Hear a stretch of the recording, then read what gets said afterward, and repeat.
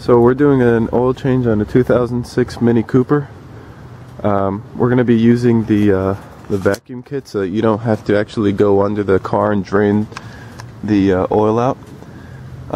Pretty much we just got the tube all up in the dipstick hole.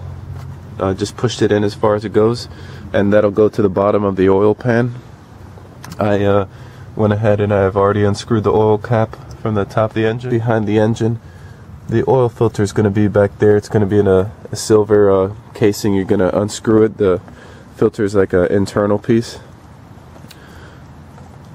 So we're going to start and close this here. Basically closing off the tube. Pump it to give it a little bit of pressure. So it's been a couple of minutes, and you can see there it's slowly draining. It's at about 3 quarts drained out of it so far.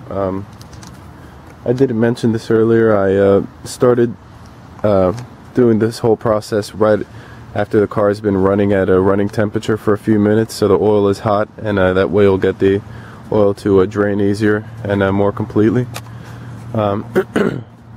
Just gonna wait for this to completely drain into the tank, and then put the dipstick back in. And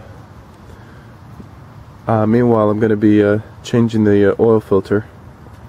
So using this wrench here, I pretty much just loosened up the oil filter. Meanwhile, this is finishing draining out. It'll make a noise when the oil is almost done draining out. So I'm gonna pull out the oil filter here. Just it's visible even though the camera doesn't get the shot. And this is it here. I'm gonna rest that there. This is the actual filter.